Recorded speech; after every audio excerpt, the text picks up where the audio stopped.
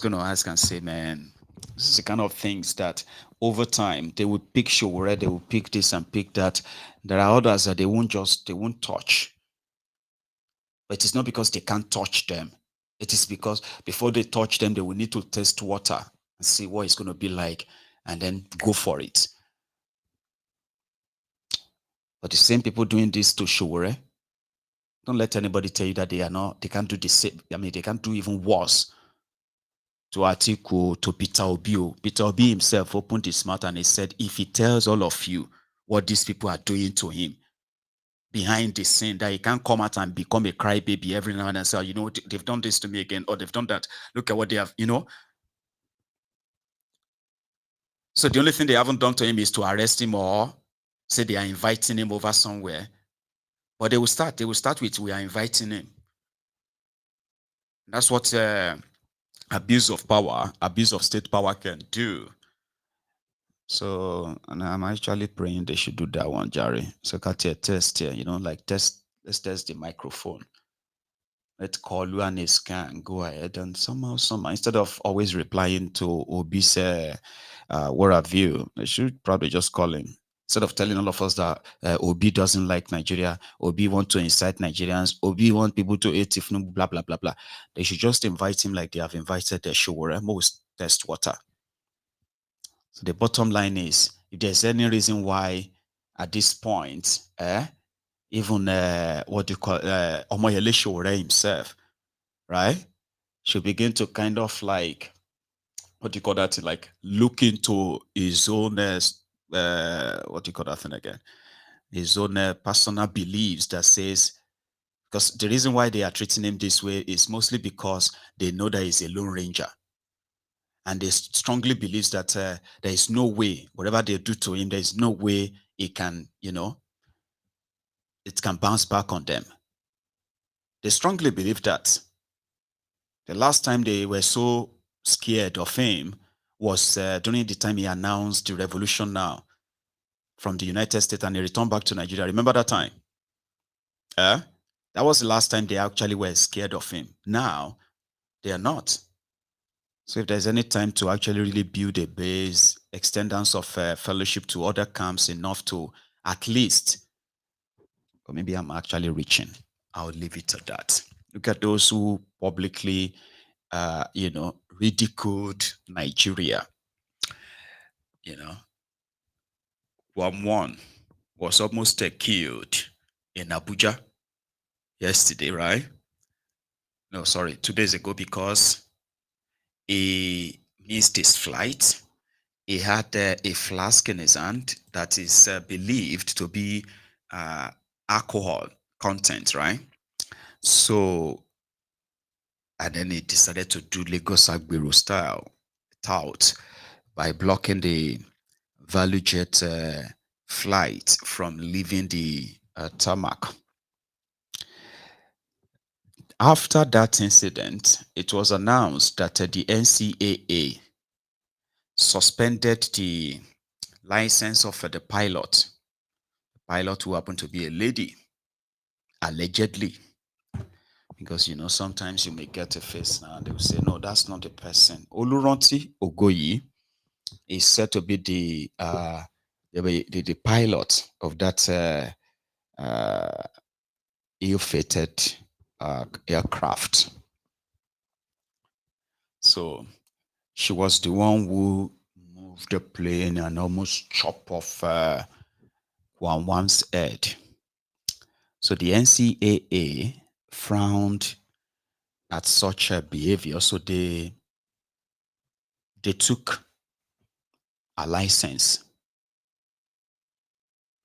And Frostos Otobukeyemo reacted and said, "Oh, come on, man. What is good for the goose is also good for the gander." If the pilot acted unprofessionally, there was an action that prompted a reaction. So if our own, the captain's kind of license was also suspended, though.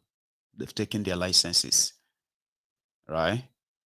So if the pilot is punished, so should the person who caused the whole wahala. So Otobokeyamo then announced that they are putting Kwan on a no-fly list.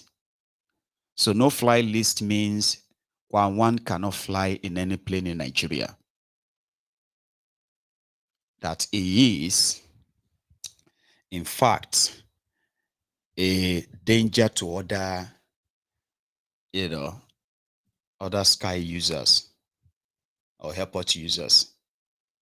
But that was just on paper. So when they settled the whole thing, right? Or should I say they didn't? Guam 1 was put on another, was kind of like moved to another flight. It was moved to another flight. And this time he had his Flask. And he flew back to Lagos. He was never arrested. The no-fly list is just on social media. It's not effective. Harry Care took him to Lagos. Few minutes after that.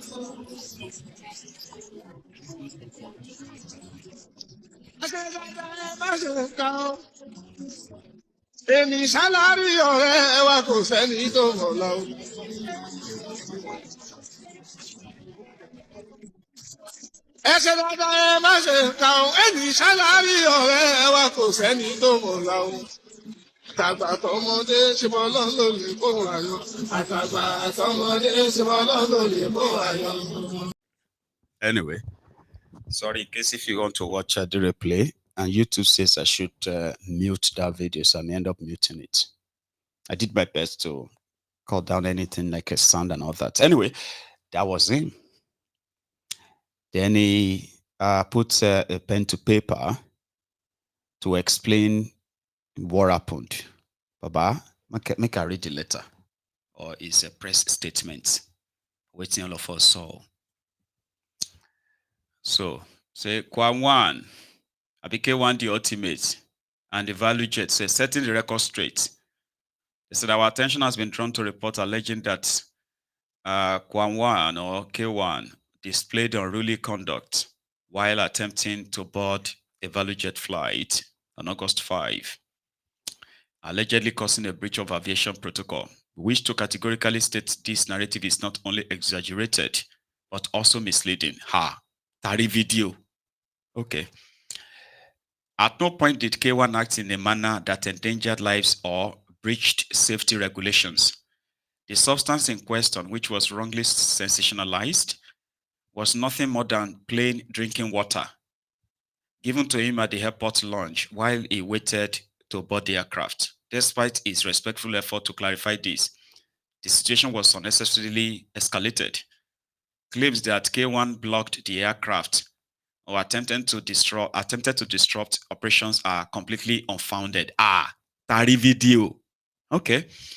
The veteran artist, who is globally respected and frequently travels both locally and internationally, understands and strictly adheres to aviation protocols.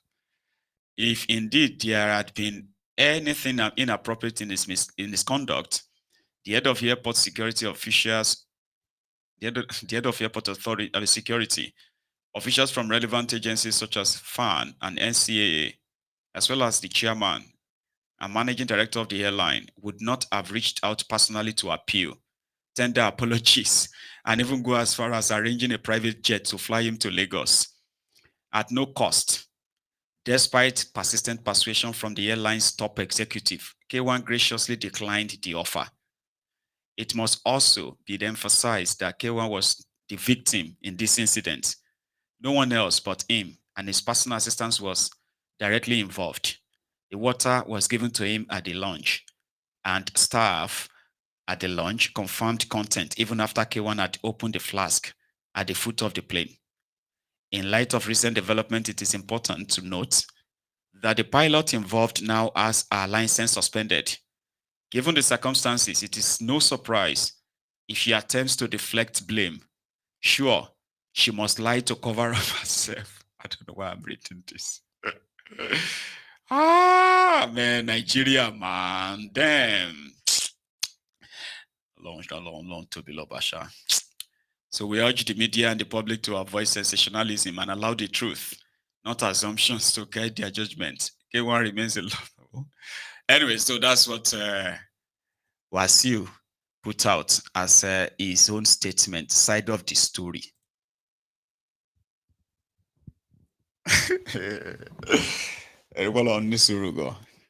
Yeah. So his case, of course, a lot of people have reacted all over the place. One, Isaac. Just imagine, say, that pilot yesterday, na Igbo woman, or na Igbo man can't do that kind of thing. The thing we go dey happen now for our country, everywhere, they forsake na Peter Obi send themselves. Just imagine. The country is so lawless, and we are now, people we see now are the arrogant people. Arrogant. No, you don't know who I am. Who are you? Ekapale. Who are you, God? Even Mr. Wasiu Ayinde, even your little children, the little brother, they don't go buy private jets. You can't see Wizkid entering public plane. You can't see Davido entering ValueJet. They don't go buy their own private jets. Why can't you just buy your own? If you know perfect guy, if you food Flask, bench, as maybe they feed picking inside plane, you go buy your own private jet. Yeah, come on. And you see how lawless our country is. Up till now, police, they haven't make any single statement. Can that happen abroad? And there is no statement from police. Do you know today alone, they've kidnapped a lot of people in Kogi State? Yesterday, I posted the ones of Samfara. Kidnapping now is going on. And the only thing police can be busy with now is to arrest Showore that is fighting for them. The only thing you've been hearing from police now is Showore torturing the guy inside cell, allegedly. That's all we hear now. The country has gone so lawless that is now on ground zero. Nigeria don't enter ground zero. In lawlessness now is next to none. Is everybody is just doing anyhow. No more country. Everybody is just doing jaga. How did we get here? A country that does not have law or follow his own law. Come on, what is left? And see police, no police. The same $43 a month police, 90K a month. 90K a month. How much is food? To buy food in Nigeria now, you will spend 3K for lunch. Does that mean they no go eat dinner? So we are just on God. That's why you see people in mosque and churches praying right now, because their only hope now is to pray. No more law, no more love. Everything has gone lawless. There was a country. Bele? There was a country. Man, sometimes when I look at those people who are like older, I want to ask them, like, I mean, every era had their own kind of like peculiarity and other stories and all that, right? I don't think it was like this when you were growing up. Alaji Wahab. Elder Theo, that's Elder Oniyete if she's watching. Even Mama Icho. I'm mentioning names of people I believe are like in their, in their 50s, in their 60s. Lababs. Was it this bad? Because it's like, man, these ones have lost it completely. Like this set of criminals parading themselves as leaders. And if you want to paint the picture, like for the truth picture, right, you're just going to be like, oh, God damn it, man. Nah. impunity. And that's what they discussed that in the Nigeria, I think it's a Nigerian info, where Mr. Dizu, Jimmy Dizu, spoke on the same matter. But before we go see Jimmy Dizu, there is another one. Or should we go and see Jimmy Dizu first and come back? I'm trying to like juggle it and manage the time as well. Anyway, here, listen to this. Oh, I'm gone. Let Isaac finish first. Okay. Isaac wants. The first video he made about the issue was that maybe Kwamwan was planning to kill himself. And he just sprayed him 5 million naira a week or two ago. And he wouldn't mind him to refund that before he attempted such stupid stunt again. Wow. After watching Wasiu Ayinde Kwamwan video with ValueJet. Mr. Kwamwan, if we are to be abroad, say in UK or America or Europe or other country, even South Africa, you try this thing, Egbon, you will be on your way to jail by now. And they will give you 3 counts. 3 counts. Your first count will be assaulting airline officials. Your second count will be attempt to buy yourself. That means you are about to commit suicide, attempted suicide. The second one will be attempted suicide on our legend, because you are a legend. You don't own yourself. We own you. Why will you want to do that? What kind of pride is that? My people, imagine if it's Snoop Doggy Dogg or Jay-Z that did this in America. Please, you that you are westernized, not the local ones. How did we get here? We are pushing this our lawless nation too far, and other people are now looking at us that are these people normal? How can you that we look up to, our legend, be doing this? Mr. Wasiu, you lost a bit of respect for me. Oh. And 3 weeks ago, I was spending money on you, almost 5 million naira on you. I wish I can get my refund, because for you that want to buy yourself, you don't deserve us spending money on you. You are supposed to be our role model, for crying out loud. How did we get here? This our lawlessness is now wearing a trophy. Is now wearing a agbada. Police, do your job. Arrest him. Of course, that's not going to happen. It's not going to happen. Just before I take calls, just in case if you still want to call in, I can continue. Just continue giving you what I've got for the afternoon, all right? For the brunch. So we have those who have now taken the idea of bringing a Gberejo lantern back in 2027 so that it can come and complete the second 4 years of the southern Nigeria. They seem to have taken it a little bit serious. So the fooling has been kind of like, I want to say, pushed further to look serious. And what is that agenda?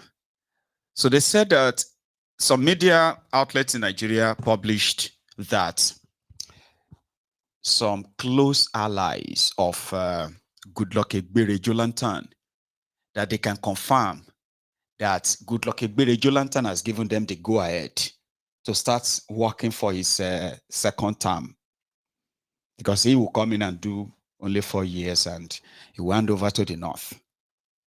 So the fooling, this similar fooling, was tested in 2022. I don't know if some of you remember. So now, if you have come across the similar story of Goodluck Ebere Jolantan will be running in 2027, I don't know how much, some people can easily get drowned into stuffs like this. Okay, so I don't know, but the only thing I can say to you is that it is not true. Though I am not in the position officially to tell you that, Abby. But the thing is, just take a look at the pattern. That's it. The idea of them pushing Egbere Jolantan, who is indeed, today, I don't think Egbere Jolantan can even come out and win any election in Bayelsa, his own state.